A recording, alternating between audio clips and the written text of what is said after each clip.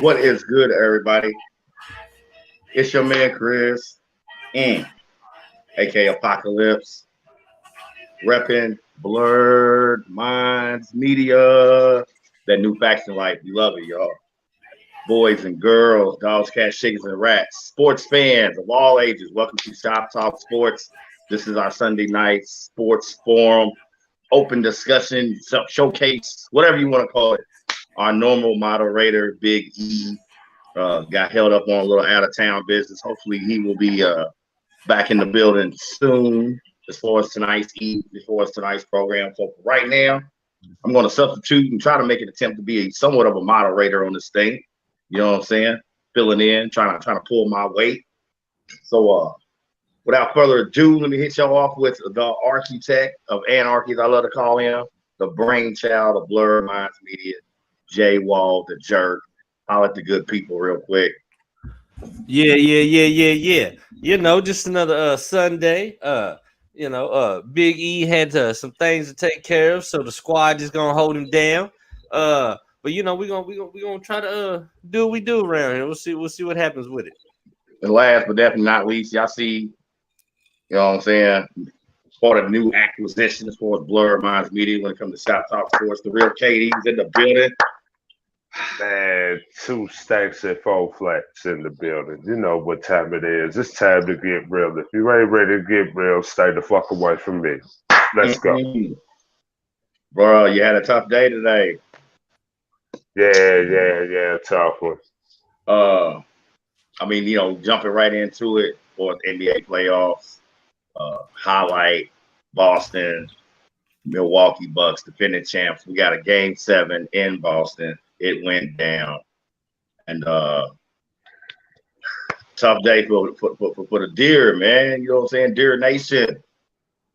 Man. Those like KD, the real KD in the building. You know what I'm saying? Boston being able to pull away late, all right, and securing a trip to the Eastern Conference Finals. So there will be a new NBA champion one way or another.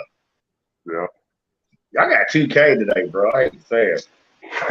No, we got busted. It's hard. Y'all didn't just lose. Y'all got, well, it was close to. I'm fine. Go ahead. We got busted. It was close in the first half, though. It was still close. I say about. I don't think it started really getting bad till about, let's say, 3-4 minutes into the third. Yep. I think y'all hit a rough patch offensively, man. That storm drought really did y'all bad. Hell yeah. So man, I mean, it's a tough game to watch, man. Tough game for y'all to lose, particularly a game 7, on the road. And with that, one of my sticking points I've been feeling, as far as Chris Middleton, and his absence due to injury. When you got a number 2 of his caliber, all right, and trying to advance in the postseason, particularly as defending champs, tough sledding, eventually it's gonna bite you in the ass, and that I think definitely showed up today as far as game 7. Middleton, man, a definite solid 2-way player. When you're talking about being able to guard an opponent's best player on the perimeter. He's got the scoring, he's got the facilitation skills, for setting other guys up, man. That's a lot to lose. Right. And going in against, Boston in a game 7. So I think eventually it just caught up to y'all, man, at the end of the day, for real. Well, particularly team Friday night game 6 and tonight. Well, go ahead, man. I mean, as a Bucks fan, let the people know what you're going through and how it went about from your perspective. What? Okay, I'll just break the whole situation down to you. First off, I sat back when I got home and Apocalypse, when I left your house, right, and I got back home. Right. I got back home and got on Facebook. Mm-hmm. And I'm sitting up here and I'm going through the fan page and they sitting up here talking about Fire Budenholzer. Are you fucking serious? Are you dumb? Are you stupid? You ain't never touched a motherfucking basketball day in your damn life. If you go fire a coach after he won a title, are you serious? Man. And if you're gonna hire a coach with a name like somebody that came out of a fucking Rudolph cartoon, then don't be mad about him losing a game or two. Shit. I'm like, damn. I'm like, we sitting up here, and it was like pop hit up that we lost our second lead scorer. Second lead scorer. But y'all want to sit back and talk about y'all want to fire him now. Are you motherfucking serious? See, man, that just comes to show, man. You know, like my pop said, I've said it on the show before. I'm saying it 1,000 more times, man. My pop said, a good fan, part of being a good fan is a smart fan, and that is not smart. Right. Frustrated, and I get all that. Yeah, I'm frustrated as hell, but I'm not sitting up there saying five Boonholzer. No. Right, and you are admittedly not the biggest fan of his. Capiche? Yes. See, like I will put it to you like this. I've watched enough Bucks games with you, okay, and I have heard, let's say, the criticism. But I'm gonna let you tell it as a Bucks fan. You know what I'm saying? I'll put it like this. I'm a fan of him as far as, like, you know, keeping the team together and all that. What I'm not a fan of is Mike Budenholzer. This is a referendum to you. And I'm getting ready to say this right now, and I'm looking dead in the camera at your ass. You better find some way and some fucking hell to learn some damn in-game adjustments. Say that again. What, Budenholzer? He can't get it done on the fly. Is that what you're saying? He can't make it up as he goes along. Hell no. So So if Budenholzer was an MC, he could write bars but can't freestyle for shit. Is that what you're saying, bro? Yeah, damn right. He can't sit back. He can't sit back and go into the studio and spit a hot motherfucker 16 on your ass. Do you want to see that? It will be fucked up. Coach Budenholzer, you still got some work to do. Do you think he got a little lazy coaching wise? You know, after winning the chip last year. I mean, you got the whole squad back going into the playoffs. You know, Middleton gets hurt game 2 in the first round series against the Wolves. All right. I personally think he didn't get lazy. Mm-hmm. I personally think that, like, in certain situations, like, you know what I'm saying, in the series, in this whole series, right, it was certain situations I thought, oh, okay, he might sit back and learn from what he went through in Brooklyn in Game 7 last year. Okay.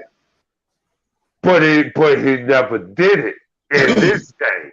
He just turned around and just said, oh, well, hell, Giannis had 29, 20, and what? I think it was 8. 9. He was one short. 9. He was one down short of the triple. Yeah, he had 29, 20, and 9. You had 2 games from Giannis. Historic. He's probably the first player in NBA history to put up 25 and 20 in back-to-back games. This is the playoffs we talking about, y'all. Playoffs. Yeah. Playoffs. Y'all know how it is. It don't matter what the sport. All kind of guys put up big numbers in the regular season. Yeah, when it comes to postseason, they will fall short. And Giannis definitely is not one of the sort. You're talking about back-to-back league MVP, a defensive MVP, an Right. NBA Finals champion, and therefore a Finals MVP. So Giannis definitely wasn't the problem. You know, I personally think at the end of the day, man, get snake bit with that Middleton injury in the Chicago series. You know, I feel, because I feel it's tougher to advance in the postseason. We got a guy that key that's out because you face a stiffer competition each round you advance. You know, but see, it's like I told, it's like I told you earlier. I thought they was gonna have enough to fight through it for them to get him back in the next round. Well, I know for sure as a big, when you talk about this series and then we're watching the game with you today, the frustration you felt as far as the shitty job they did is at least getting Brook Lopez the ball. You know, the few times he did get the ball, he actually made a couple plays. You know, he knocked down 2 threes today too, I think. But several times. Side note. Yo. With all these silly motherfuckers and their pronouns, when is it going to be inappropriate to call a center or a power forward a big? And you're going to have to call them like fucking altitude friendly or some bullshit. Altitude friendly. No, you know what I mean? I don't know. I just thought when you said bigs, I was like, you know, I can see these motherfuckers like one day like, you can't call him a big. Well, identify as big. Do we really need political? Well, you want to talk about altitude friendly?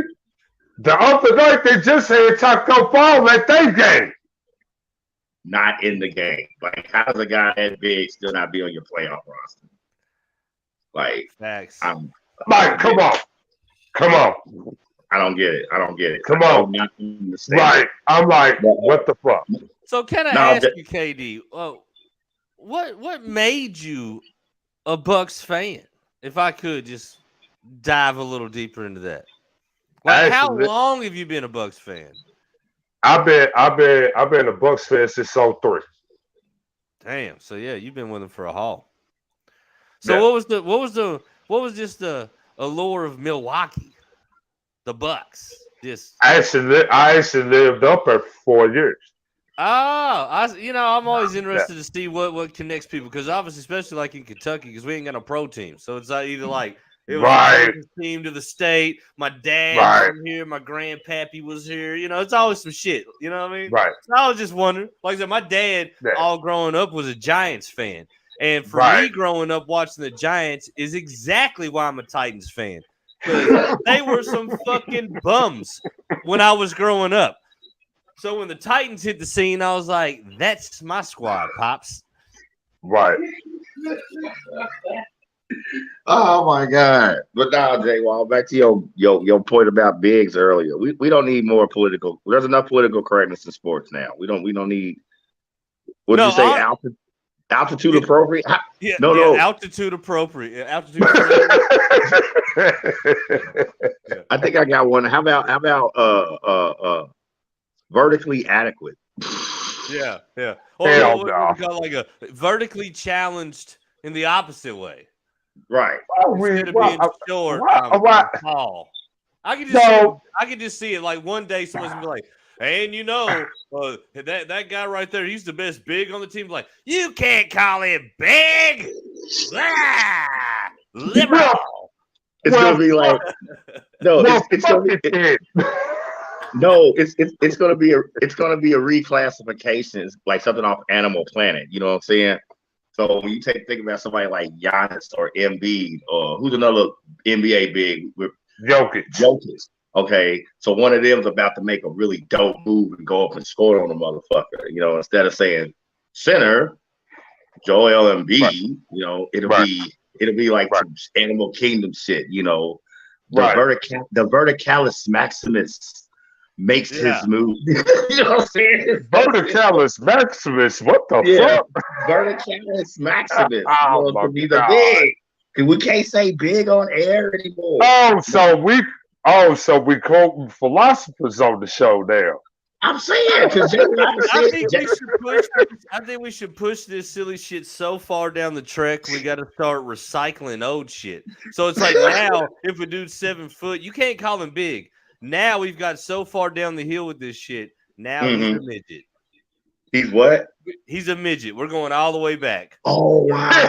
We're going all the way back now. Now He's a midget, you're not though, big. bro. You're a midget. But if you're a midget, you're just a slightly. No. You can never do it. You can't sit back and call a big man a midget. That's two totally different types, though. I mean, it's simply to Jay Wall's point. The level of political correctness is just drowning. It's just stupid. Well, I'm saying if we gonna run with it, like you said, altitude appropriate, verticalis maximus. That would be the reclass. That would be the scientific reclassification of the center in basketball. It'd be like some Animal Planet shit. Yeah. Oh, and watch. You think this not doing too good, not having a hot season with LeBron James is over? Oh, just wait. If he wants another ring, all he's got to do is slap on a wig and LeBron on the WNBA on the fucking Sportz is about to put up quadruple doubles on bitches out here. Hey, and on the flip I dare you to say something to him about it. He gonna come out. He gonna come out that motherfucker dead like this. I'm just gonna say one last thing to that point. You know what I'm saying? LeBron does that. The Joanna Man 2 sequel will be right behind it, right there. The funny thing is, Joanna Man still looked like he was kind of competing in the show. I mean, obviously he was doing his thing. He was the best, but them girls still gave him a little bit of D. If LeBron James goes to the Sparks, it is fucking over for everybody in the goddamn WNBA. It's ridiculous. That's fucked up. Hey, on the flip side, though, as far as that strong-jawed, beautiful woman with all them tattoos and fucking humongous feet, that beautiful woman there won't even break a sweat busting 100 on them bitches. Okay, Jay Wall, since you said back and said that's a beautiful woman, what if you caught that motherfucker in bed with you? And fucking what is he? What is LeBron? 6'5", 6'6"? No, he's 6'8", 6'9". 6'9"? Jesus. 6'8", 6'9". All right, 6'9", what is he? Like 270, 260, 270. Yeah. And that brings me right to my point. That motherfucker ain't sneaking in bed on nobody. If you took that some bitch home, you meant it. Exactly. Exactly. Hey, real quick though, flip side, as far as Boston getting this win today, I mean, Tatum did his thing, particularly considering, and that's going to be the name of LeBron's book when he writes about going to be a girl. He's going to call it The Flip Side. Go ahead. Sorry.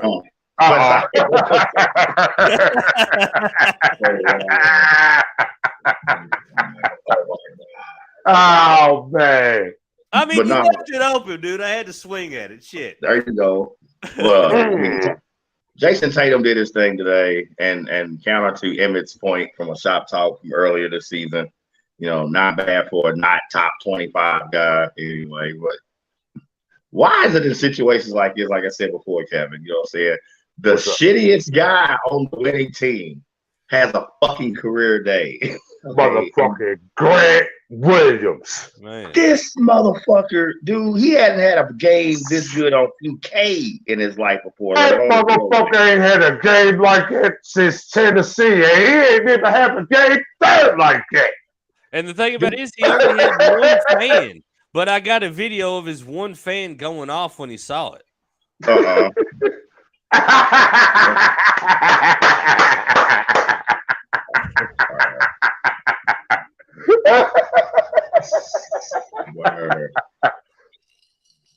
Lord.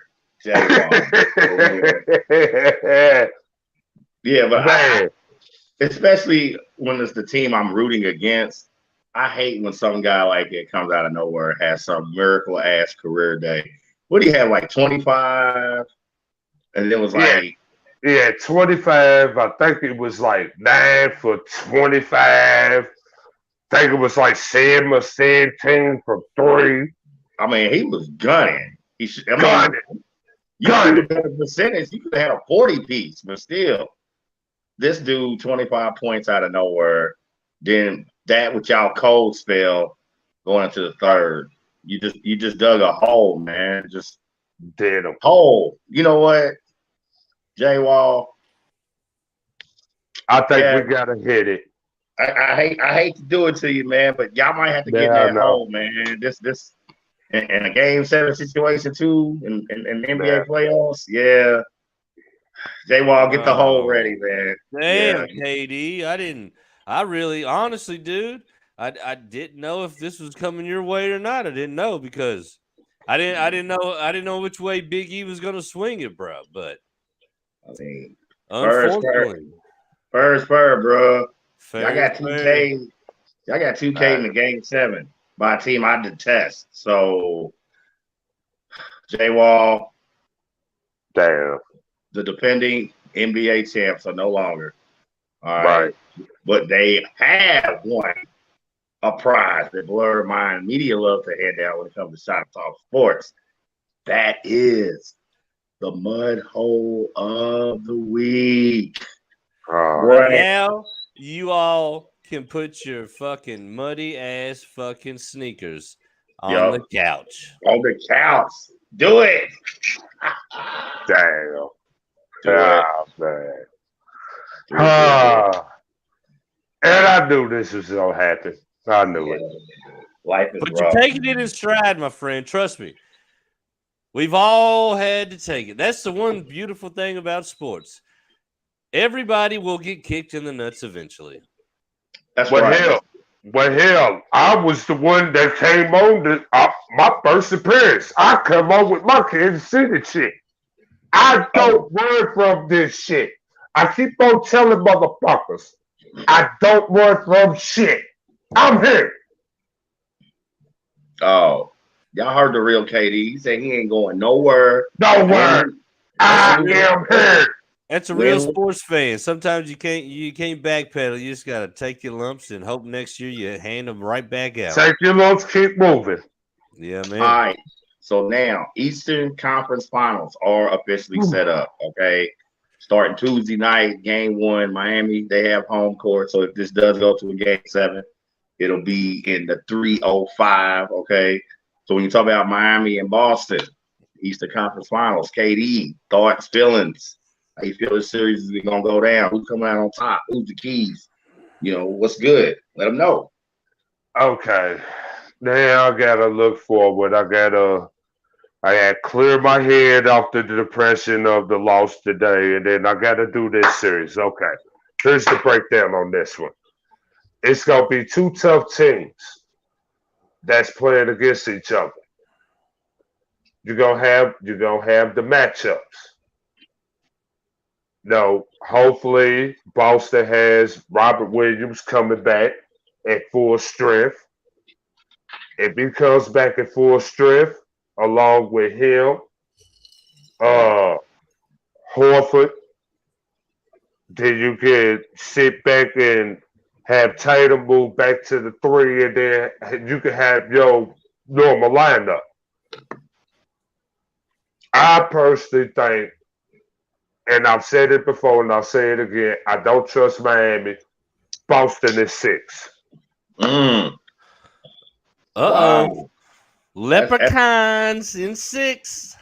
I mean, he's showing mega enormous respect, man, to the team who just took his squad out. So, I mean, that's big ups right there, for real, for real. No, because I know if Boston played us the way they did, just imagine what they're going to do to Miami. And Miami is way smaller than we are. That's Yeah. exactly what I was about to ask you. How you thought that you all would have stacked up with Miami? So do you think that beating Boston, you already beat the better team? Like if you had Miami, you think you would be playing Boston right now? Or is it a toss up?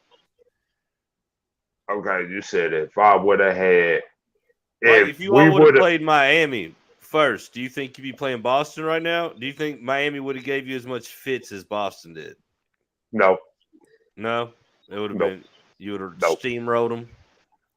nah, we wouldn't have steamrolled them. We would have won at a 6.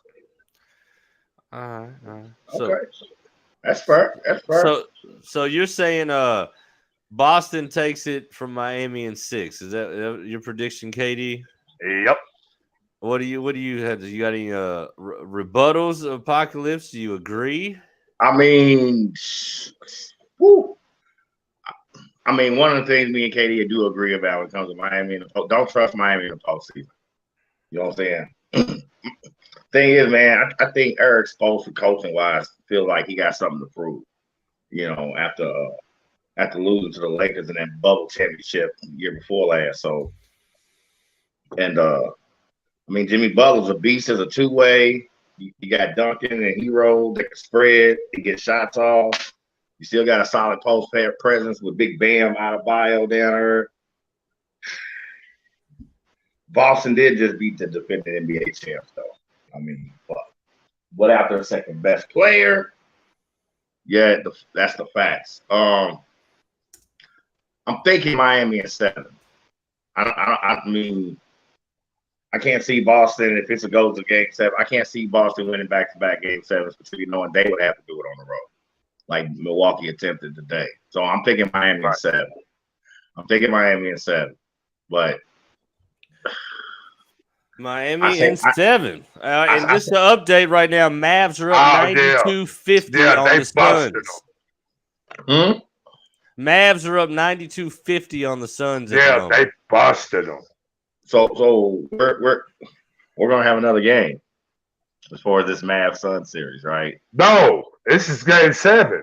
That's what I'm saying. This is it. Yeah. It's gonna be Mavs and Golden State in the Western Conference. Phoenix is blowing it again. No, dude, no. I'll give you a little bit insight on this game because I actually get the game on. I can tell you what the fuck is going on. Yeah, and it is the end of the third quarter, just so y'all know. So 1 quarter to go, 92-50. Not looking good for Phoenix. I'll give you the whole breakdown. Luka, turn their asses up right now. Luka turned them up. It was like I'm sitting here and I was sitting back and I watched the game before I got back on backstage. Okay. And I'm sitting back and I'm watching. Luka sitting back and posted up 8. Posted it. And doing a turnaround fadeaway on it. He did that shit to him. He did that shit to 8. And it was, I think he did it on, I think it was either Booker or Jay Crowder. It was one of them. But he done had 2 of them. Then when he done got off. But I'm saying as a team, they're up 42. Like they're 2K'ing them twice. No, they turned their asses up, bro. Might have handed out a mud hole a little quick. I might have. Yeah, I might have to. Right. Dang, I got to come out of the hole. I don't like coming out of the hole. I like coming in the hole. Green pies, y'all. Nobody wants to do all that laundry. And I have to say this right now. Chris Paul, Father Tablet hit him. I'm just letting y'all know this right now by actually just watching this game. But as a team, I mean, we know Luka's the man, but it's a 42-point lead. So what is Dallas doing that is so awesome? They knocking down threes. Well, they're playing defense. Obviously, if you hold the Suns to 50 points going into the fourth quarter, Right. Oh, bro, you said you was watching the game, and all you could tell us was Luca was gunning. We know Luca's gunning. They up No, 42. no, Luka wasn't gunning. Well, I'm saying, I'm sorry, it's 40 now. Ooh. But, No, Luka wasn't gunning. no, but I'm just saying, like, when you up 40 something points, man, as a team, you are burning the candle on both ends. Obviously, they knocking down shots. Obviously, everybody's knocking down shots. Jalen Brunson, another one, 99, Listen, 57. they have 55, 57 points going into the fourth quarter. That's easy. Like, everybody got defensive Hall of Fame badges maxed out from 2K tonight. Like, that is retarded. That is sick, dude. Like, and you know what? I need to do this. Since we got this on this series right now. Mm-hmm. And I'm gonna tell you what I'm getting ready to do, and this needs to happen. Okay, let's hear it. DeAndre Ayton, you are not a number one pick. Ooh. Strip that from your motherfucking title. Strip it. He got exposed last year against us in the finals. He said, "Strip it." Like Apocalypse tells his girls at the nursing home. Strip down. That's fucked up. Strip down, butt naked. Get rid of it. Damn. He said I'll be raiding a nursing home. That's wow, J Wall. That's pretty low, man.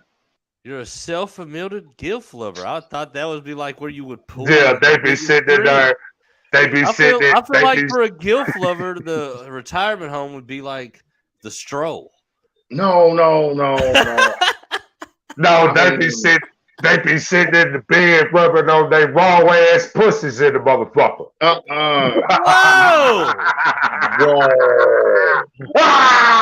The program is rated TV. Here we go. Viewer discretion is advised. Where is the TVMA?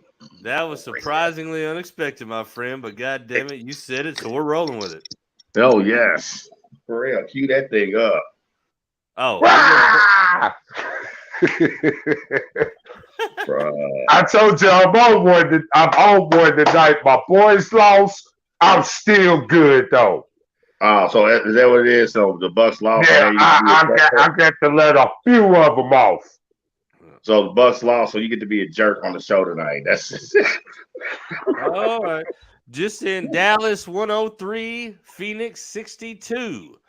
Okay, we all know now that unless an act of God happens, the Western Conference Finals will be Dallas and Golden State.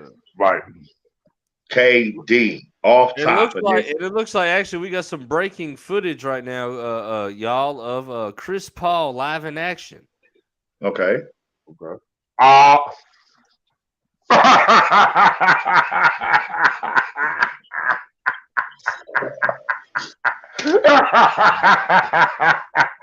Swear, bro. I swear we can't. Hey, we can't put our show on daytime TV. Man, daytime, nighttime, anytime, bedtime. Like, it's a Shop Talk Sports, y'all. This is Blurred Minds Media. This is New Faction Life. You know what I'm saying? But for real, since we know, like I said, unless an act of God happens, Western Conference Finals. Okay. Golden State, Dallas Mavericks. All right. This is probably going to be their first trip to the conference finals since the championship year? Yep. Yep. Okay. Now, of course, when you talk about getting the obvious out the way in home court, which goes to Golden State initially. Right. KD, how do you see the series? How do you see the matchups? Who comes out? Who wins? Why? Who loses? Why? Give us your rundown. Okay, now that I know this game is over with, we're going into this. Okay, here go the matchups. I think it'll be an evenly matched series, though. For real, for real. But I just sit back and just actually looking at the real matchups. The only thing though, because Dallas might not be able to take advantage of Golden State's weakness, Which is rebounding. hmm. Dallas can't take advantage of that.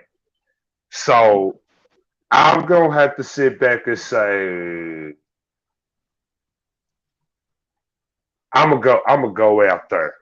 Mm-hmm. I'm going Golden State at 5. Woo! He said Golden State's not even gonna play with these people. Gentlemen sweep.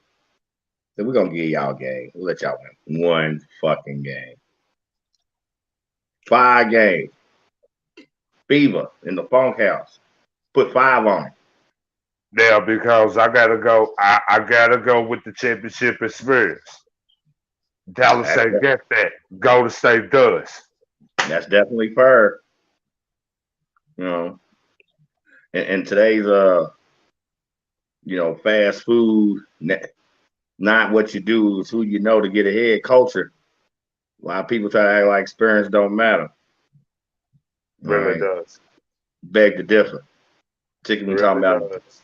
in a postseason scenario and you know you got home court, you've been there before.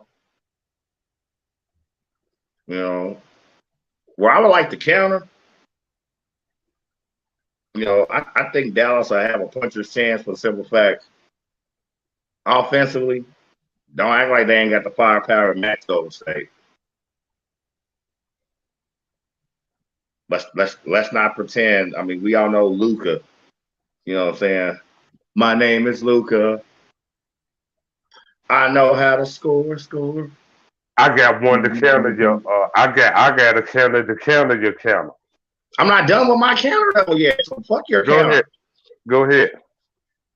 So I'm saying offensively, they definitely can match the firepower of Golden State. So with that, for me, it's gonna come down to I think eventually defensive rebound.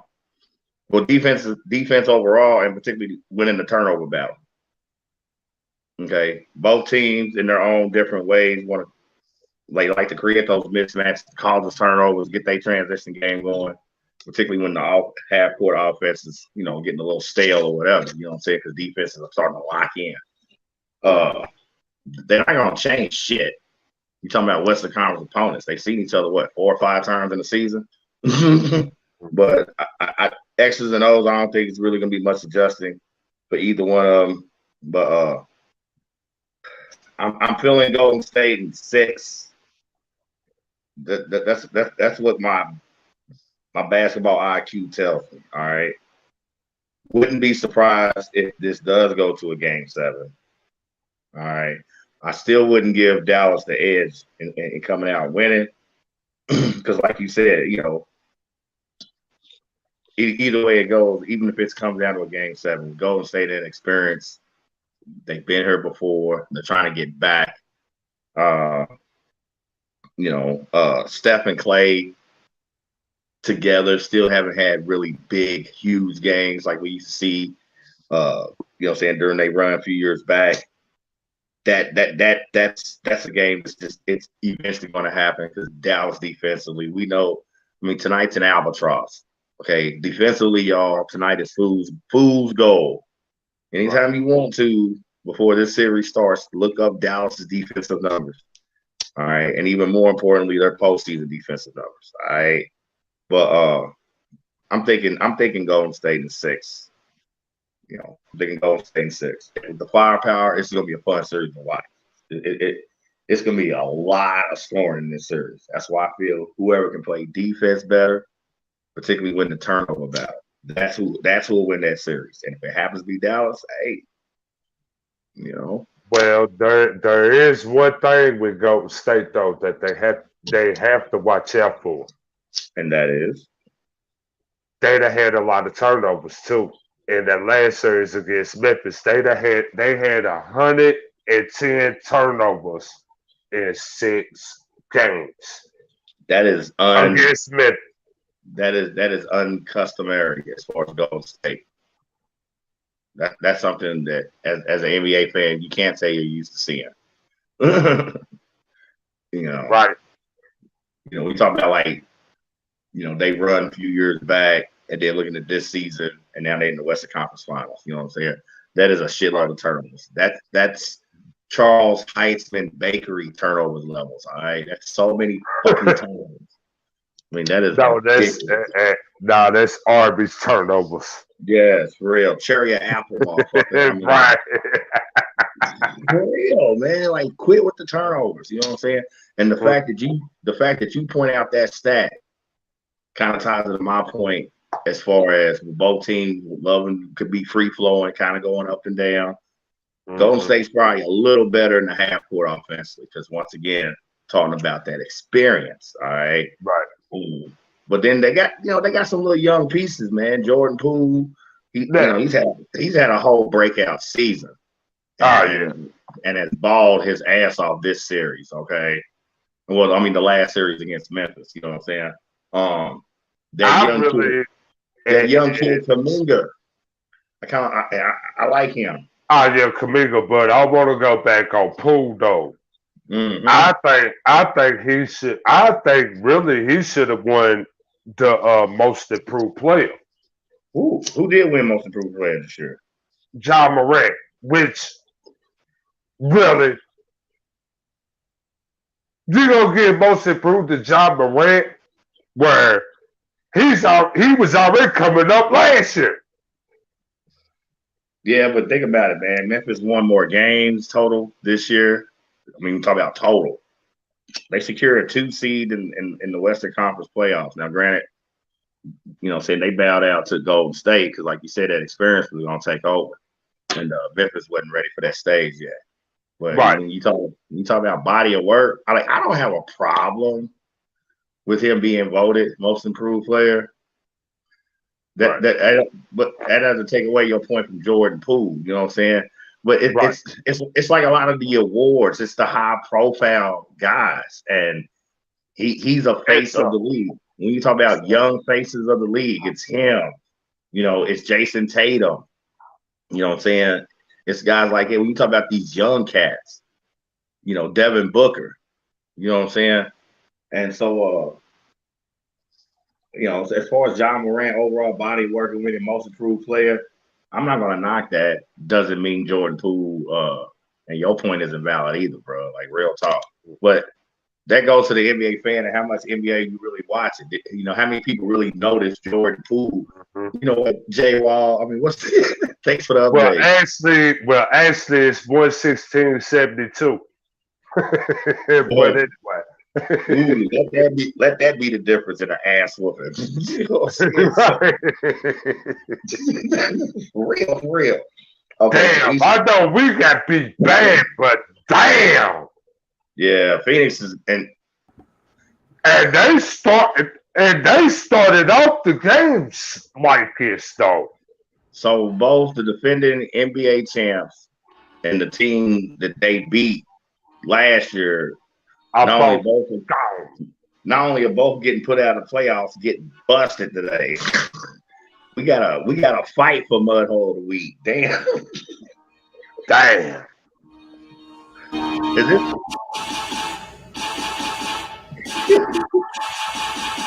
Yo!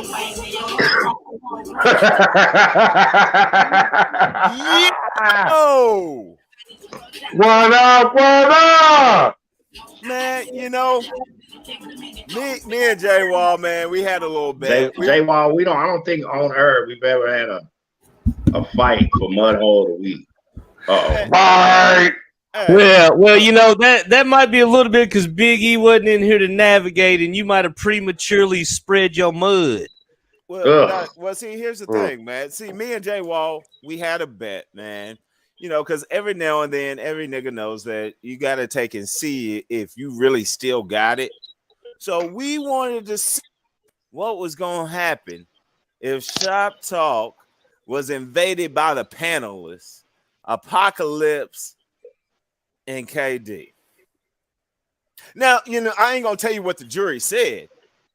I'm I'm just gonna let the people know. All right, Big E's back. The shop is open. We gonna save y'all, man. We gonna save y'all, bro. All right. I appreciate you guys keeping it spinning. But as Buster would say, I'm gonna show you how to keep the dice rolling when you own that thing. Oh Lord, here we go. Oh God. The divas in the house. No. Right. No. The diva. Gotta get grimy. No. The realest diva. is in the house, man. The realest diva. But you know, I mean, you can only expect so much from the king's chef and his royal jester, and I'll let y'all pick who's who. Here we go. Oh, hell no. Cam up, jerk face. Let's get it. Is this that serious? So what we got, Is man? this that serious, bro? Hey, what we got, guys?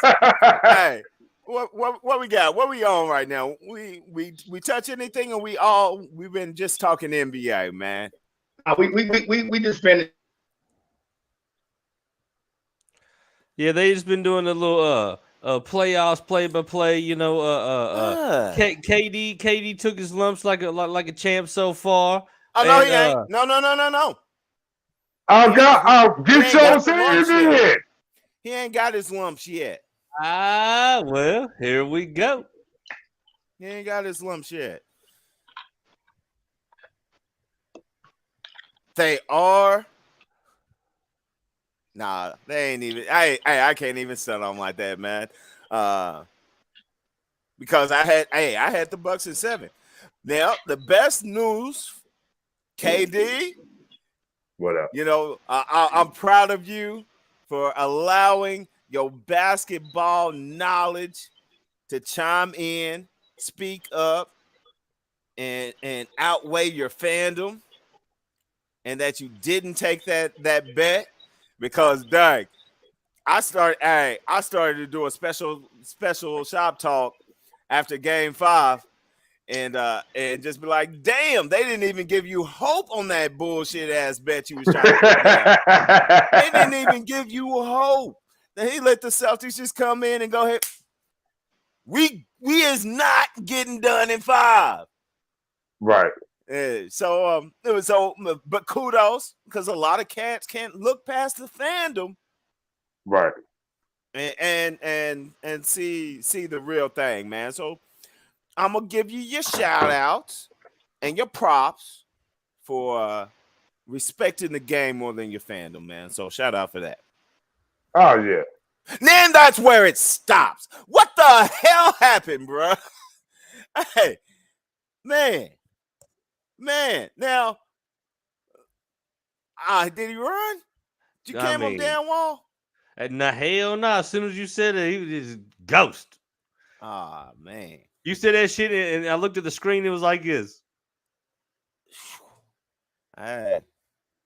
Smoking up out there. Disappear like smoke. Disappear like magicians in the air. That's okay. I'm gonna save it for him. All right, because there's plenty of smoke to go around. So let's go ahead.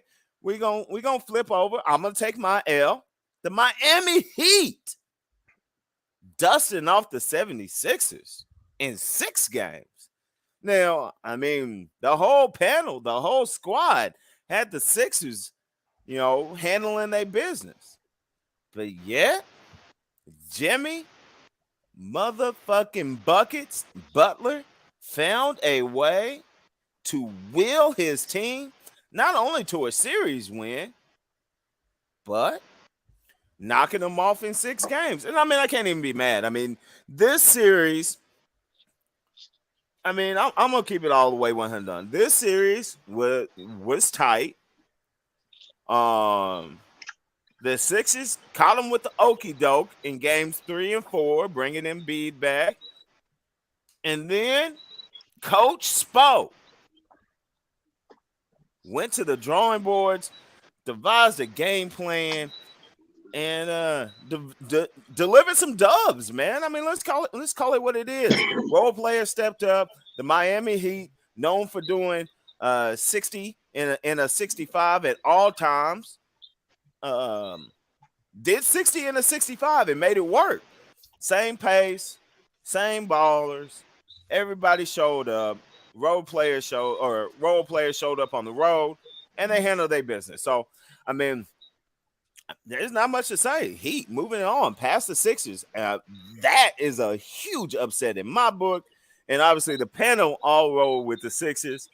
So we eating a little bit of crow. It is what it is. I mean, we can't be right all the time. If so, we wouldn't be on Shop Talk, my man. We be Ain't that a bitch? I'm just keeping it 100. We gave you the basketball reasons why the Sixers should take and mop the Heat. They play the games for a reason. He pulled out them burners, stuck the heaters to them, and the Sixers folded. What can I say? We was wrong. My bad, dog. It is what it is. But once again, like I said, if we was right all the time, none of us would be sitting here because we'd have put 10 stacks on something on a nice parlay, and we'd be sitting on 10 mil right now. And we have cats to speak for us. You know, the facts are the facts, as my man posted. Facts. But now that KD done came back, said, I ain't seen anyone disappear that fast when they knew they was about to get a whipping since I ran from Graham's in the front yard.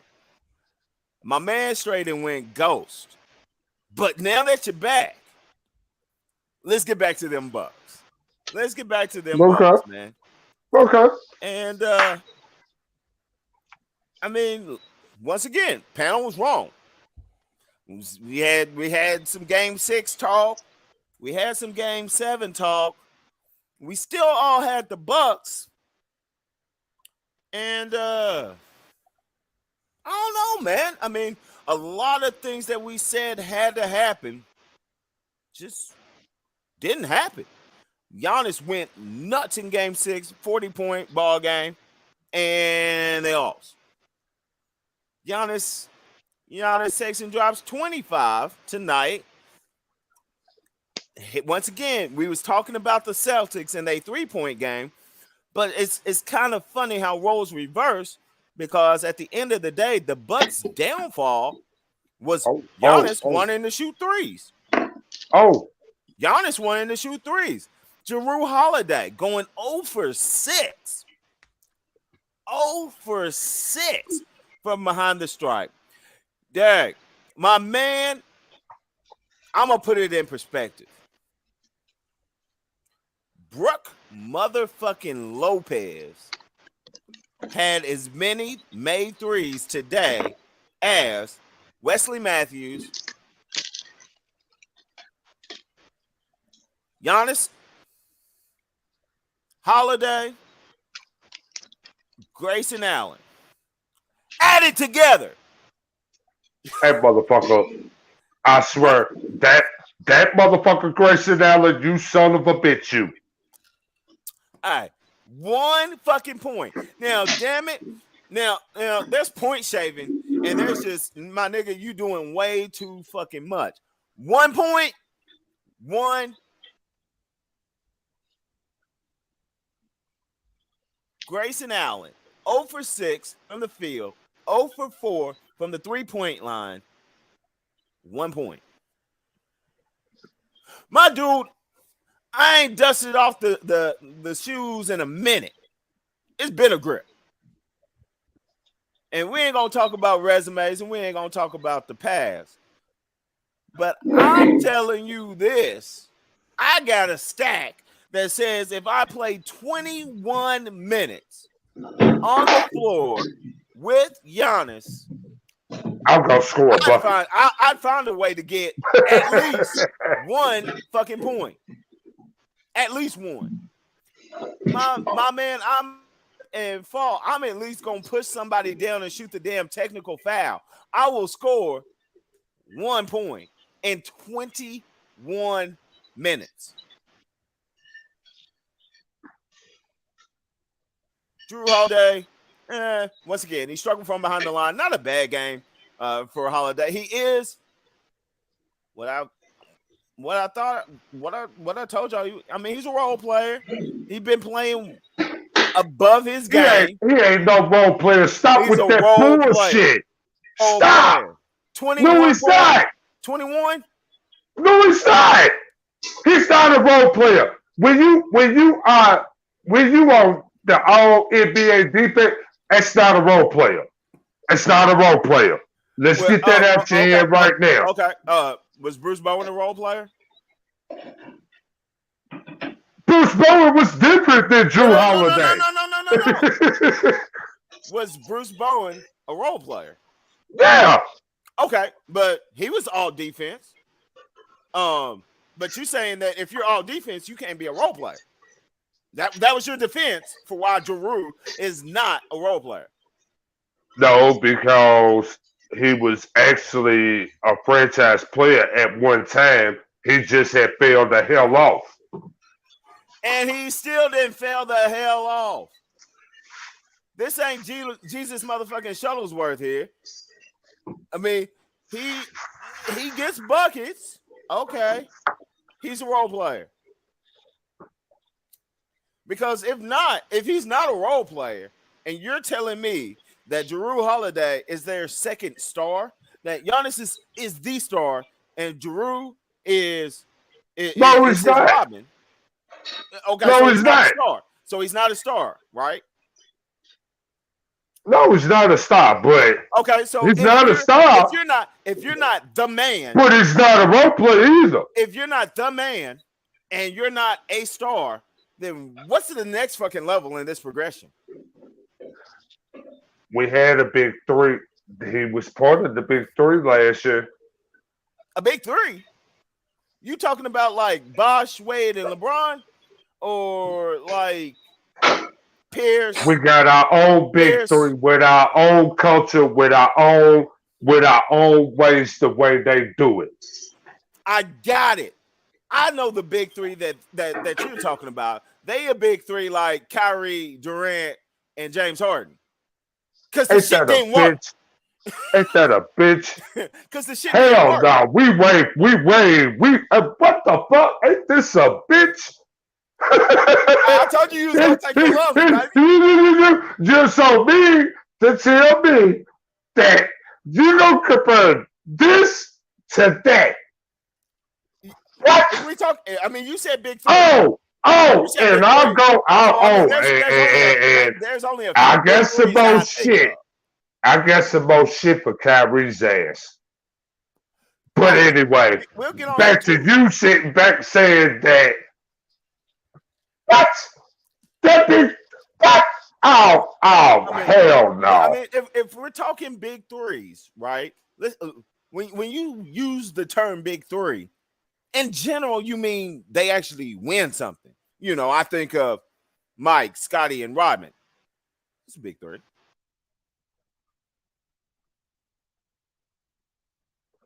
We just want something.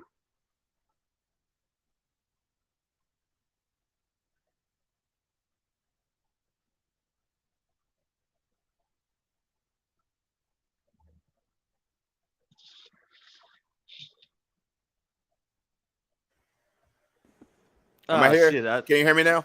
Yeah. Okay. I didn't know you was frozen for a minute. Well, I saw the spin. I was like, someone say something if I'm still here. So I think of, Ray Allen, Kevin Garnett, Paul Pierce. They won some ships. I think of Dwayne Wade, LeBron James, Chris Bosh. They won some ships. I think of Kobe, Shaq. Name another Laker. They won some ships.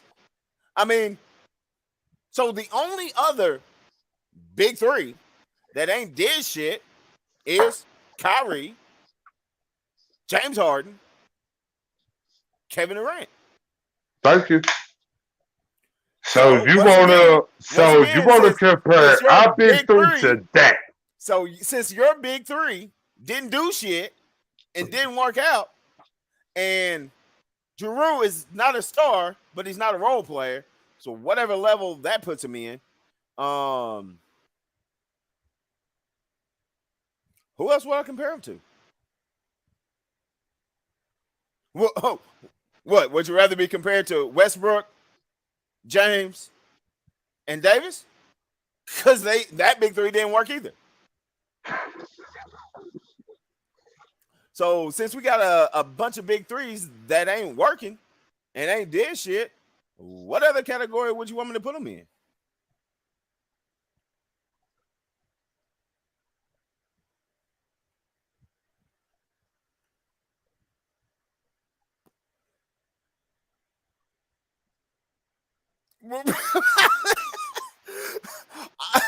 Inquiring minds want to know. The people want to. I want to know. I mean, as a basketball head, what other big three would I put them in? We got a title. If you compare big threes, they got a title. If that's your qualifications, we got a title. Got a title, and you're sitting at home now. Okay, and Giroux is not a star, so I mean, all the big threes I named, with the exception of Kobe and Shaq, because fuck, I mean, it didn't matter who you partnered them with. All the other big three that I mentioned had 3 stars, but Giroux's not a star. Giroux is their second best player.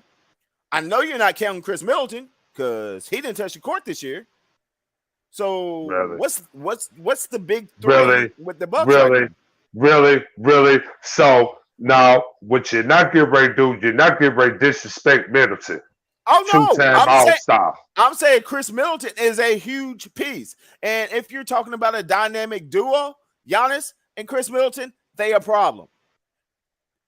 But I'm trying to figure out who this big three this year for the Bucks is. We know Giannis. I'm assuming you're putting the 9-star Jrue Holiday in there, which you kind of have to be a star to be a part of the big three, but that's cool. I'm going to give you that one. So who's that third one? It's Jrue Holiday. I've been telling you that. I'm going to give you Jrue, so that's 2. Who's the third one? Chris Middleton. Chris Middleton ain't playing, so they ain't got a big three. I mean, they might have a big three next year. And once again, the Bucks will take him and be a contender again. Once again, Chris Middleton's a walking bucket. And not only is he a bucket, he does a lot of the dirty work. He's the rebounder. He guards the other team's best players so Giannis can chill. So, I mean, he's a big piece. And once again, this would have been a lot different for the season and for the playoffs if Chris Middleton plays. Hands down, not a question. But absent Chris Middleton and with Jrue playing at half a star, like he's in rookie mode, because he's not a star, that just leaves Giannis. And we already know one player, solo dolo, cannot win a championship. And that's where I messed up with the selection. That was my mess up with the selection. But on the flip side, the Celtics only got one player, 2. And Jason Tatum did not light up the scoreboard tonight. He didn't top 30. He put up Giannis numbers. He canceled out Giannis. And so then we get into what did the second part of your big three, the non-star. I like that. The non-star Jrue Bledsoe or Jrue Holiday. Kiss my ass. The non-star. You kiss my ass. He should have went to Moron Mountain and stole somebody's powers. I mean, and once again, 21 points is nothing to sneeze at for a role player. A role player, really? For a role player. So you going there? I'm going there. You know you done fucked up, right? You know you done fucked up. Well, I mean, I'll put it like this. Weak ass, what's his face from Memphis? Brooks.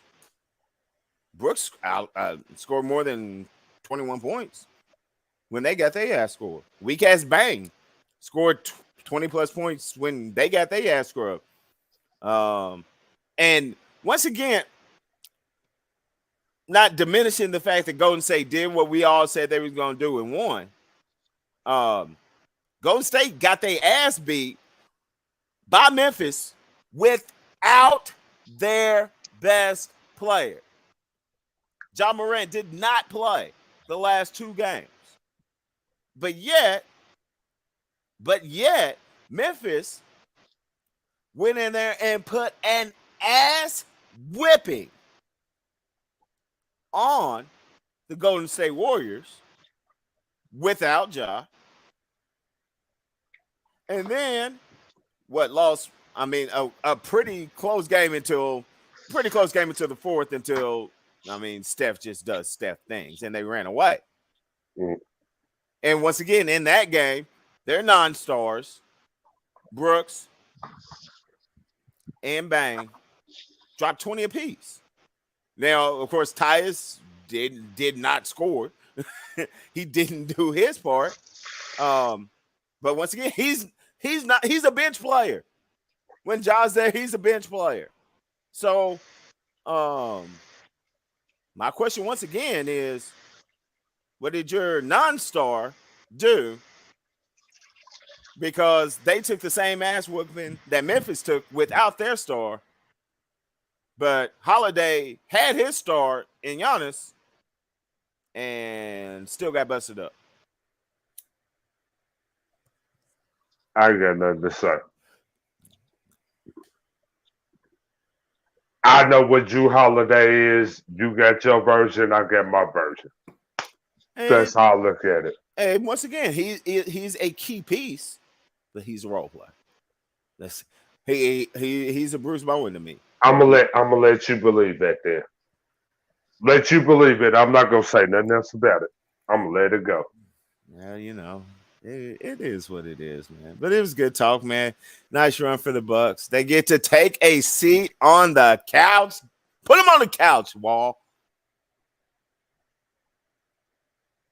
Put them on the couch.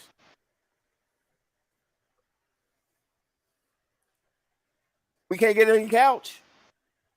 Thank you. Couch on command. Couch on command. All right. So we talked about the Heat. We talked about the Bucks, which wraps up our Eastern Conference. Except for, let's go ahead and get our predictions out there. So now we've got the Celtics and the Heat for the Eastern Conference Championship. The 1 versus the 2. I guess that's how brackets are supposed to work. I guess regular season didn't lie to us. They, at the time, are the 2 best teams in the East, and we can't knock them. So who we got? Heat, Celtics. How many games? They have left the building, but they gave the prediction earlier. I believe KD said Celtics in 6, and I think Chris said the same in 7. But here's KD back to verify that. What's happening? Yeah. Hey, who you got? Heat and Celtics. Who you got, bro? I got Boston in 6. Boston in 6. I like that. Of course, Heat have home court advantage. My question is, once again, who can guard Jimmy Butler on the Celtics? And it's a little bit different from the series that they just came out of. But it's a little bit different for the Heat too. So it's a tough one for me.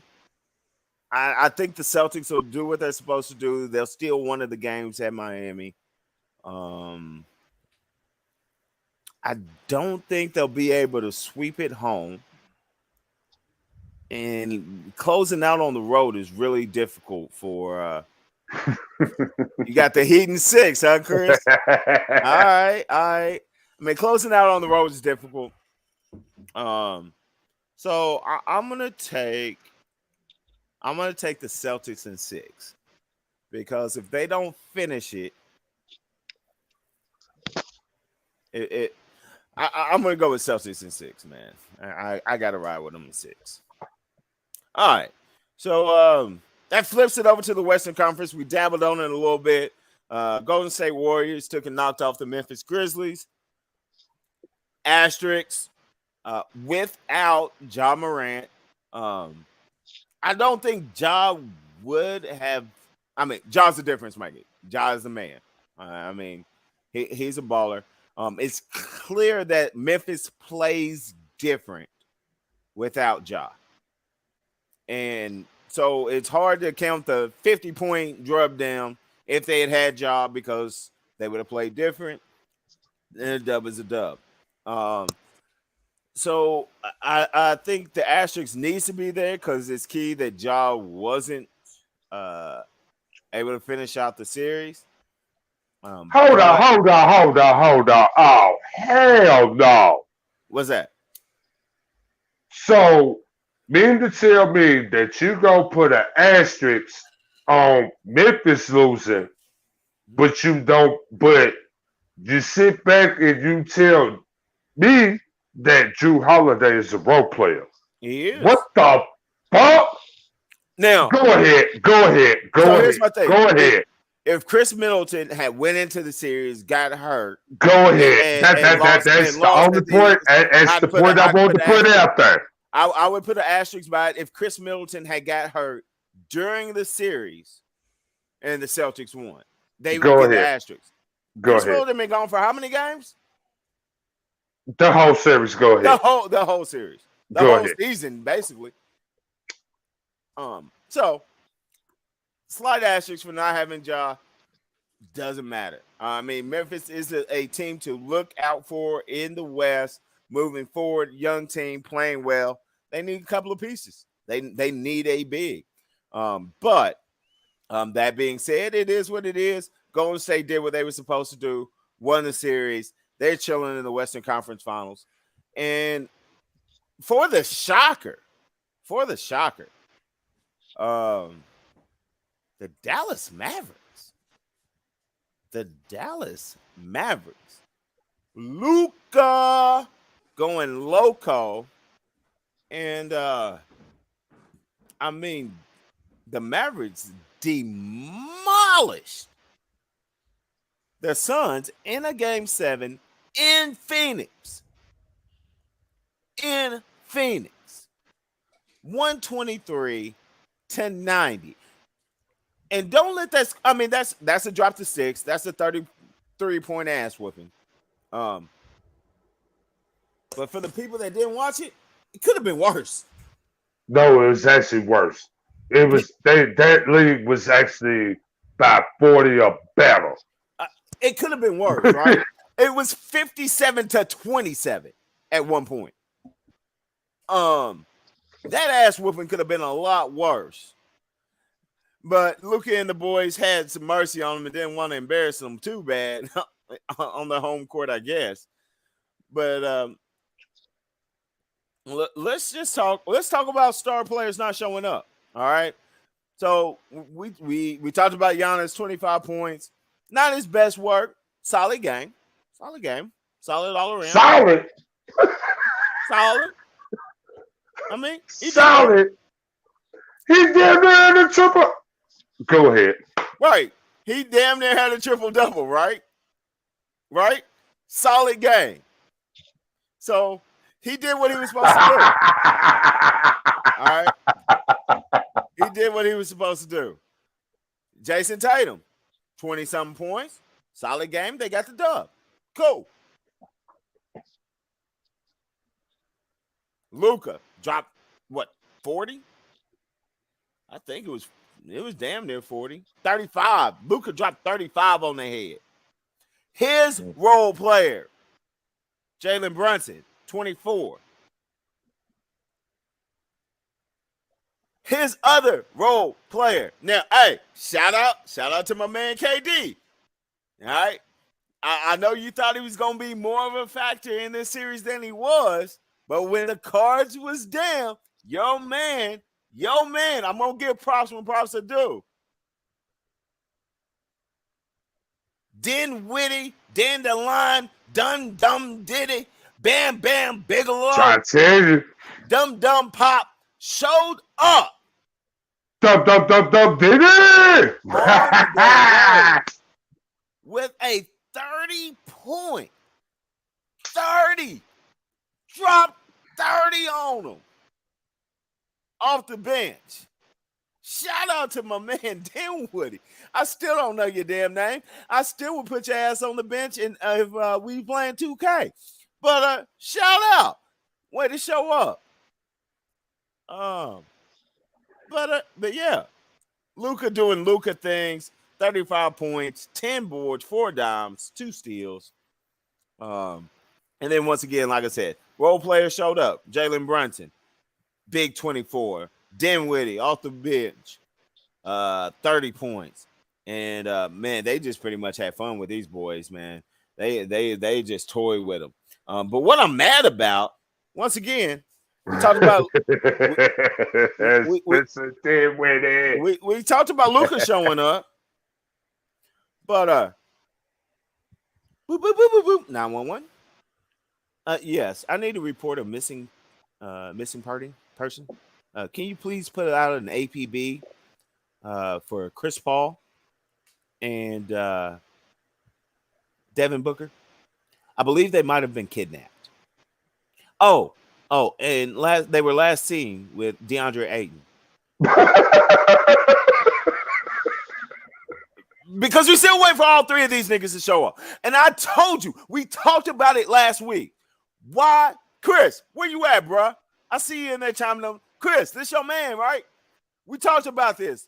We need 20 and 12 or 20 and 10. I need 20 and 12. I need 25 and 15 from DeAndre Ayton because he's the number 1 draft pick. Breaking news. We found Chris Paul and Devin Booker. Here's footage of Chris Paul. And we just now we got aerial footage of Devin Booker. Damn. You could have put breaking news right here on Blurred Minds Media. You should have lined up all 3 of those caskets because they got buried. They is missing, buried alive. Someone called the nearest horror flick because these motherfuckers have been kidnapped and chopped up. Right. Now, let me talk about what I'm mad about.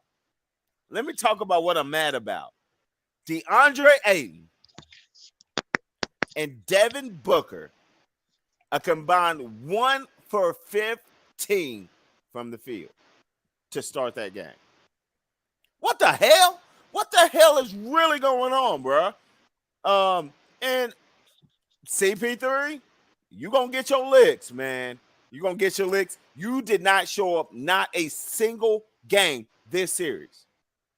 He is who we said he is. And I mean, CP3, bruh. I'm glad I put out a State Farm policy on you. Did you have some commercials you needed to shoot? I mean, what's really going on, bro? Because if point shaving was a thing, you and Grayson must have had the same motherfucking deal. 10 points, 4 assists. Right. 10 points, 4 assists. Now, once again, we talk about supporting players. That ain't getting it done, bro. That is not getting it done. Devin motherfucking Booker. J-Wall, you want to take these lumps?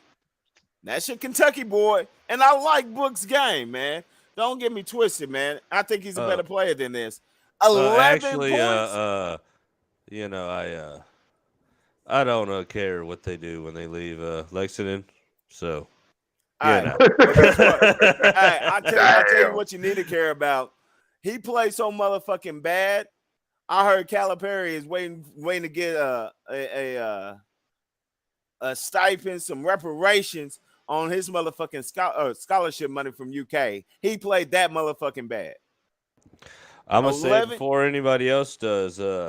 I think Calipari told him and said, "Damn, Book, you're playing like my half-court offense."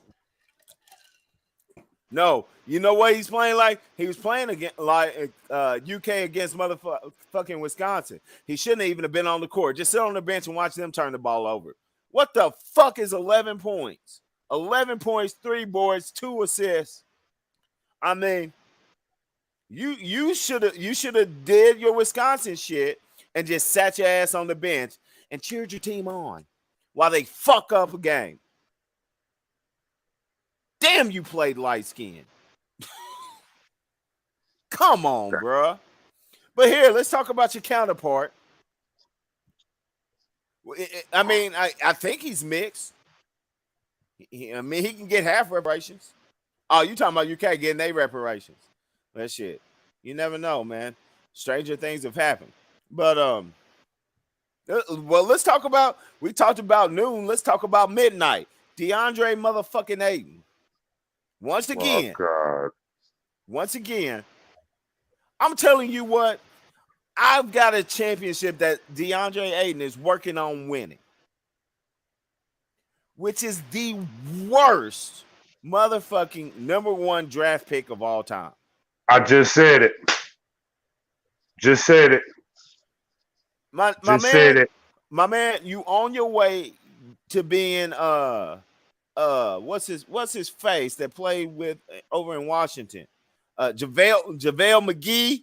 You're about to be a JaVale McGee. You're about to be a Greg Oden. You're about to be a no. Greg Oden was injured. Clearly, this motherfucker's injured.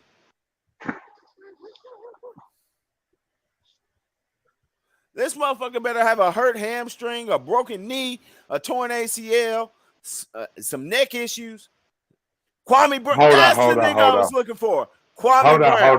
DeAndre Ayton is Kwame Brown 2.0. Thank you, Chris. I appreciate you.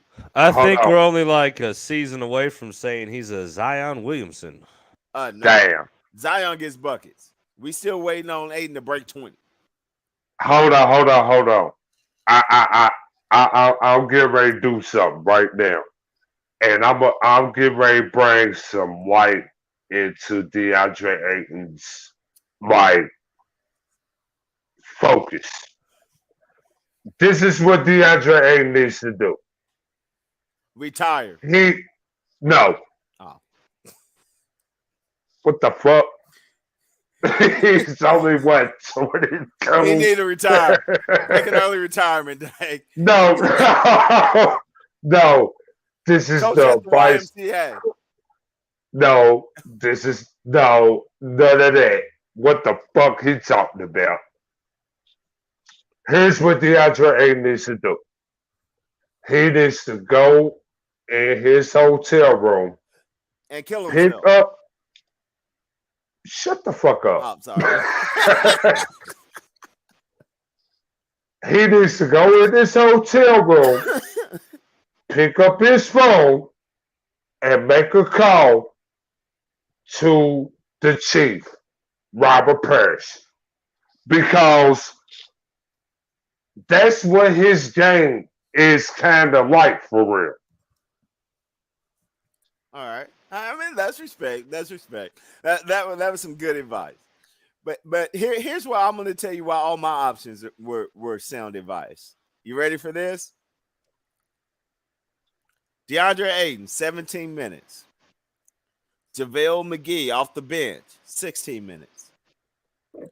DeAndre Ayton, 5 points. McGee, 6 points. DeAndre Ayton, 4 KD as a big man, 4 rebounds. Now you know that's a disgrace. Yeah, that's a disgrace to me. Jay Crowder had as many rebounds. Little ass Jay Crowder had as many rebounds as tall ass Midnight Dark. You should have been able to stealth mode and get a 5th fucking rebound. Hell, Hell, I could get out on the court right now at 43 and get you 5 rebounds. But he don't need to retire because he's 20-something. All right, I get out on the court and get you 5 rebounds. But wait, there's more. There's more.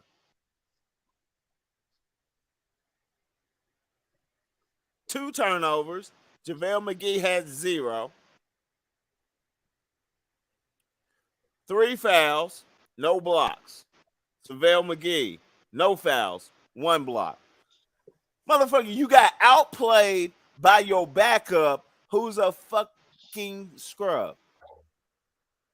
JaVale McGee looks more like the Stay Puft Marshmallow Man than a damn NBA center. And your ass got outplayed by JaVale McGee. I already put. That's why you need to retire. Just retire, dog. Just end it, man. Just stop the bleeding. No. He needs to get with some of the older big men to teach him. All right, I'll tell you what, dog. What you need to do is take your ass over to Russia, rescue Brittany Griner, and see if she can teach you how to hoop. Damn.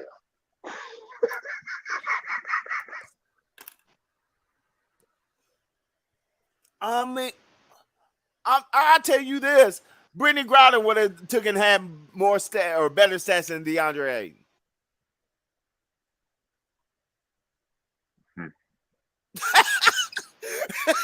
The fact, and I'll tell you what, the fact that we even had to think about ain't even lying, though.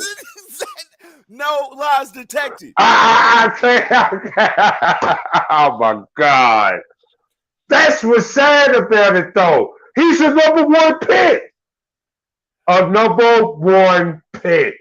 Right. And I've been telling you motherfuckers about him ever since he came out of Arizona. All right, I'll tell you what, bro. And Chris has sat back and told me, west of the Mississippi, don't trust them players. Trust them. All right, now, here's the thing, Derek. Now we took and went back and we reclassified and we was talking about Zion versus Ja, who we would take number 1. I got something for the Suns, Derek. What y'all should have did on that night is and shocked the world and at least made it to Guinness and at least been in the history books and caught them motherfuckers and said, with the number 1 draft pick, we are taking unprecedentedly a center, 6'11". He's a monster. Brittany Griner. And y'all done look better. Wow. And y'all done looked better, Dad. I mean, damn. Well, hell, you got one even better. They both play in Phoenix. Switch centers. Switch them up. I'm going there. JaVale McGee. Hey, JaVale McGee ain't been. No, I'm talking about DeAndre Ayton and Brittany Griner. Switch them up. Let's do it. Shit. Hey, Switch them up. I tell you what, the way he played was criminal. So, I mean, if Russia wants to detain a criminal, they might as well hold on to his bitch ass and bring Brittany over, set Brittany free.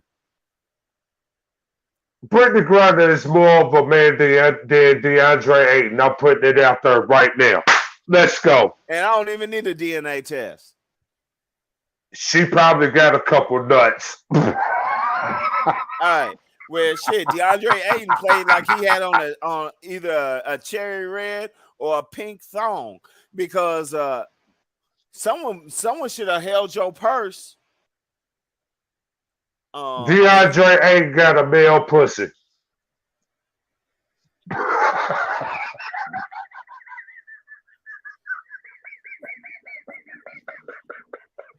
I mean, no lies detected the way the Mavericks went in it, Doug. And the way the Mavericks went in it, Doug, they went straight in, no rough rider, raw dog, slapped them around in they home, and then sent them on the walk of shame. DeAndre Ayton went Brokeback Mountain. Terrible.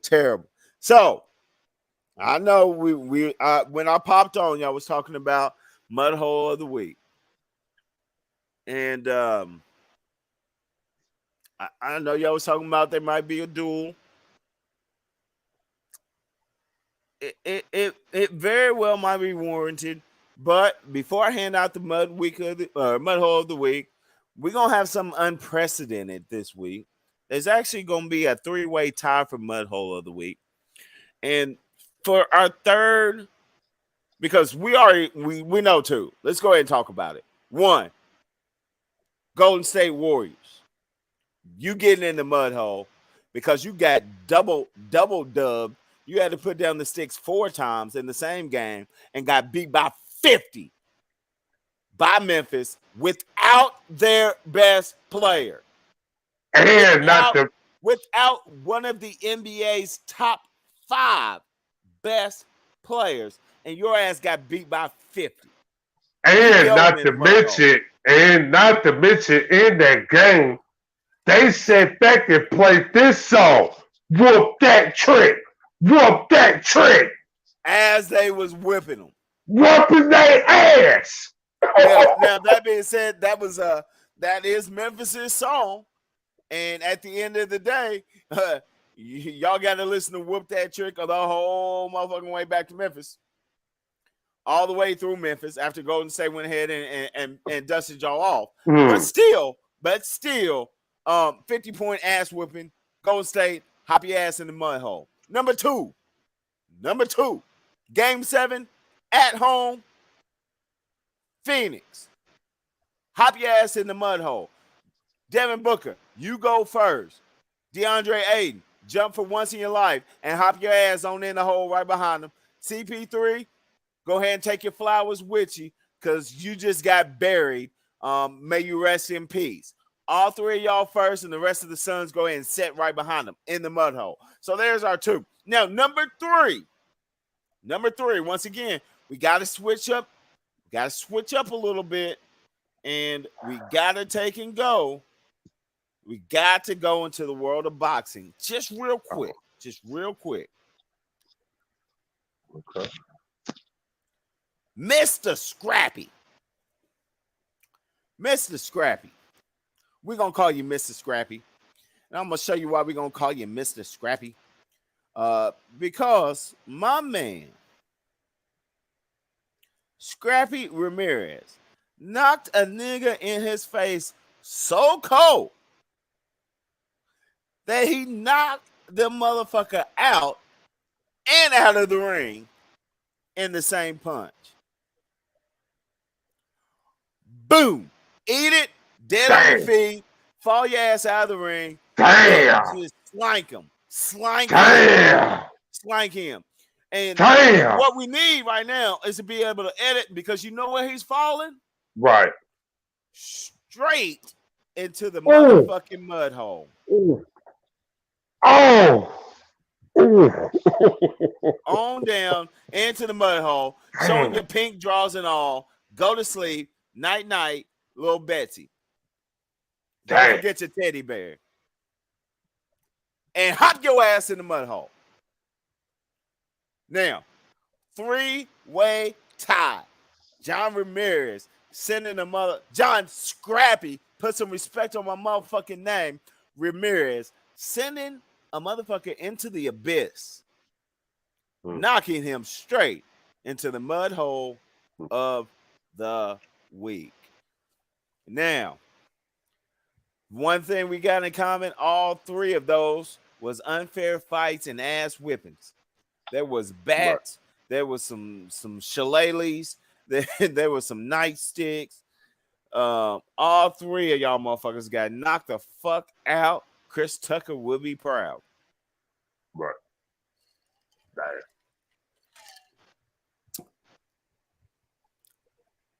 Now, with that, it's getting late night.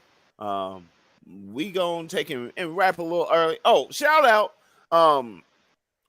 Before we wrap, I do want to shout out because we gave my man a lot of flack from dipping from the NFL into the boxing ring. And you know, a lot of us, mainly your boy right here, called him Magilla Gorilla. And he had a face that looked like, why you hit me for? But Frank motherfucking Gore. Right. Frank motherfucking Gore this week in his first true professional boxing match showed out, came out with the dub with a knockout. Shout out to Magilla the Gorilla. Shout out to that man, Frank Gore, with the dub in the boxing ring. And now, once again, Frank ain't never been no slouch. He got a bitch ass name. I mean, Frank. Sound like a name you do business with. Good old Frank. But motherfucker's always been a motherfucking physical specimen. All right. And you know, if you want to change your game up, make money in a different sports route, more profits to you. At least you didn't get knocked on your face and sent into an endless sleep. So we can't say that about you. You look scared in your first fight. That right there. I mean, you look that's a face of terror. However, you got yourself together, and this week came out with the face of victory. Now he ain't victorious. Why we show that? That would be taking an L. That's the take the L picture. Frank came out with the victory, looking swole, looking tough, with the knockout. Shout out Frank Gore. I still don't apologize. You still look like a scared gorilla, but you're on top of the hill right now. So shout out, bro. Way to get your dub. But with that being said, we're gonna go ahead and wrap for the night. I know we kind of was all over the place for the people, man. Shout out to KD and Apocalypse holding it down for your boy Big E while we got the shop opened up. Shout out to everyone that took and listened in, and hopefully we brought some insight. I'm remiss. Before we take and wrap up, Western Conference, we've got the Dallas Mavericks, aka the Lucas in the house, against the Golden State Warriors. KD, who you got? How many games? I got Golden State at 5. Man, you over here, you must have learned something. You riding with your boy. I got Golden State in 5-2. I think Luka will find a way. I'm thinking game 3 will be the one they win. Luka will find a way in game 3. He'll put Chris up said Warriors at 6, bro. I see. I got Warriors in 5, man. Luka will find a way to win game 3. He'll put up some stunning numbers, probably 40 points, 12 dimes, 8 boards. You might want to write that down. That sounds like a pretty good stat line. You might be able to make some cheese off that one. But overall, Golden State, too much firepower. To be a very good show. Watching Klay Thomas guard Luka. And here's the thing. Here's what Phoenix didn't have. Once again, was someone that could stop Luka. But on top of that, not only does Golden State have someone that can stop Luka or at least make it tough on him, with Klay Thompson, is they could put Draymond on him as well. Hey, back. True. Come here. Oh, it's just a piece of hair. I thought it was a bug. But they can also put Draymond on him as well. Not for long stretches. But what it's going to take away is the contact, the size, being able to back down a smaller guard, all of that. That's going to take that away with Draymond's size. And once again, he can take and do it in spurts. I mean, can't do it for the whole game, but 5 minutes here, definitely Draymond will be able to keep up. and then of course Clay being the primary defender on him. And then once again, when it comes down to it, that leaves who's guarding Steph on the other end, who's guarding Jordan Poole on the other end. And I mean, you can't put Luka on him because we know Luka don't play defense for real. And with the fact that Luka is going to have to carry the Mavericks to victory, there's no way you can expect him to guard a Steph, a Jordan Poole. Hey, for real, Luka looks like he should be playing down at the Y, man. Like he didn't ate too many damn cheeseburgers. He's big, he's strong, he got game, but he is not in condition to be running around and no. Hold on. I would give you this. It was a point guard on one of my title teams that was built just like Luka. And he could do the same shit that Luka's doing. Yeah. And I get that. And I think it's one thing, once again, just looking at the Sun series. Luka could hide because that's what he wound up doing. He played serviceable D, and we're going to give him some credit for CP3's woes. Yeah, I'll roll my eyes. But he was playing defense on CP3. You could hide him. Right. You see what I'm saying? You can't hide him because even if he's guarding Clay's Rip Hamilton 2.0 from the 3-point line. Right. You know what I'm saying? So you still running and chasing him off screen. I can't put him on Steph. I can't put him on Jordan Poole. Pretty much the best matchup for Luka is Wiggins, and if you put him on Wiggins, yes, he can guard Wiggins. You can put him on Wiggins, and he can guard him.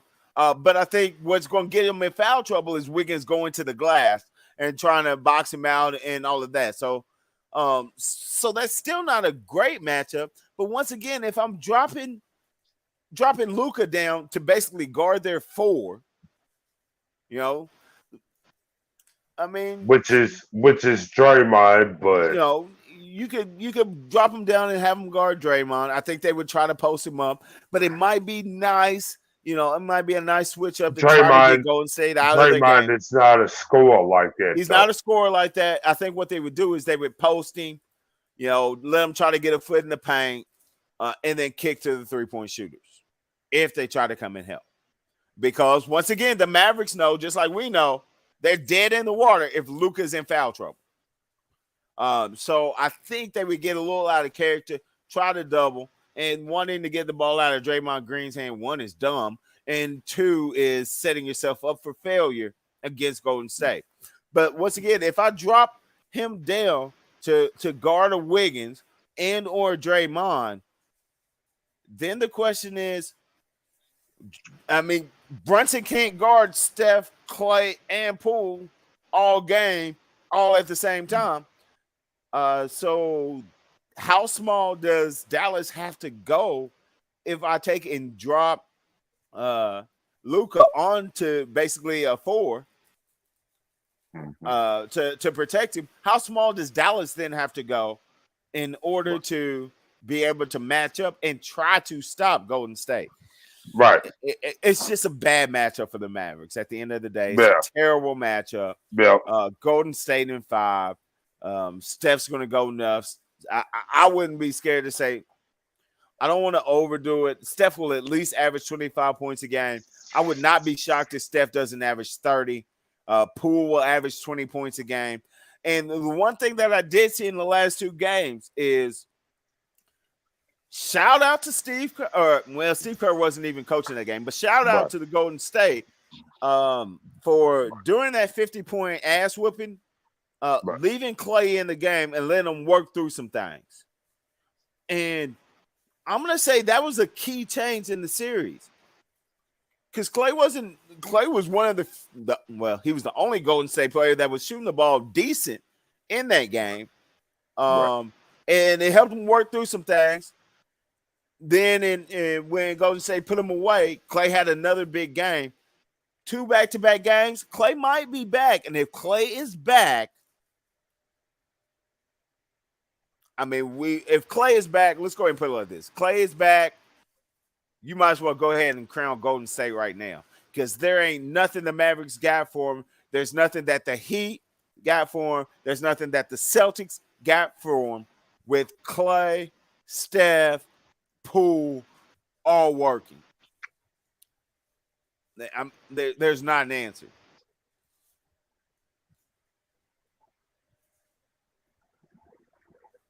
I mean, am I wrong? I mean, I could be wrong, but I mean, when those three are cooking, and Steph's cooking. Jordan Poole has been playing outside of his mind these entire finals.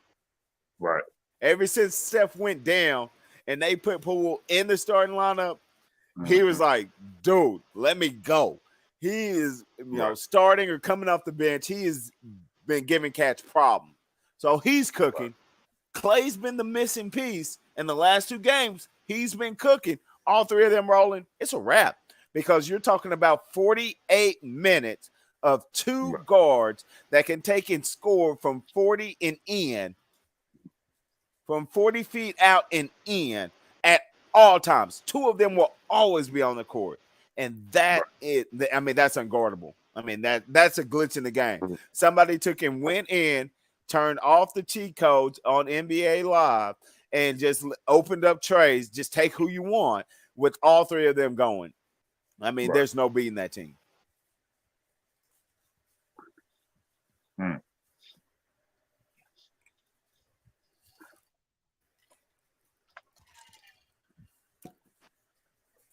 All right, man. All right. So, like I said, we're trying to wrap it up. Definitely hope anyone that's watching, hey, feel free to chime in on the comments.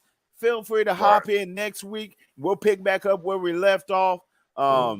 We got Golden State coming out of the West. We all agreed on the Celtics. No, I think Chris had Miami. But me and KD, we're leaning towards the Celtics coming out of the East. And once again, the way Golden State's playing, shit, crown them down, bro. That's what we got on the NBA tip, man. Appreciate you all tuning in. Once again, shout out to Apocalypse, my broadcasting brethren, the monster of mayhem, running our Monday Night Mayhem, our wrestling show. I'll get ready to say this before we wrap it up. This will be the last time you will see me wear this on the show. Until next year. All right, man. Well, that's respect, man. Yeah. I know, all things have to go to rest. Bucks have been laid to rest for this year. Yeah, it was deer hunting season and they got sniped, and it happens sometimes. But no, for real, shout out KD, man. Appreciate you guys carrying the show until I can hop on. Shout out to the people real quick.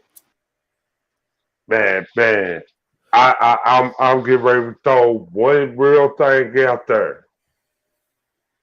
Everybody get out and vote on Tuesday. Real talk. Because our country's getting fucked up, bro. Yeah, man. It's definitely been, and I'm a registered voter since 2004. Get out and vote, bro. Definitely. And hey, just like on Shop Talk, just like if you ain't in the comments, hey, guess what? If you don't do nothing, don't say nothing.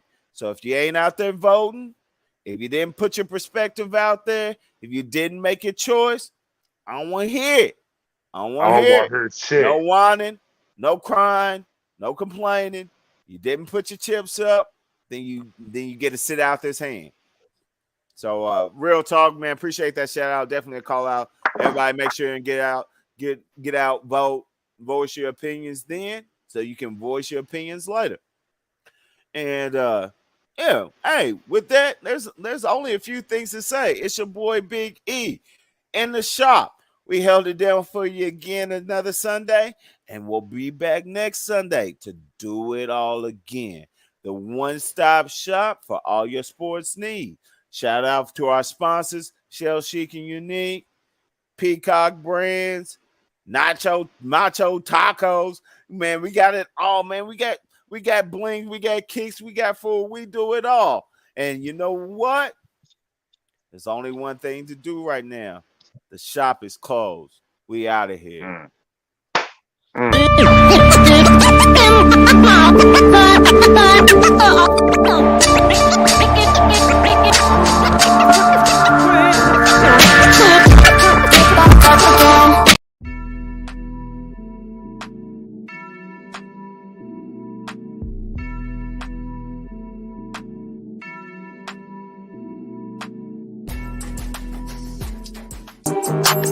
Fuck, I look like stressing.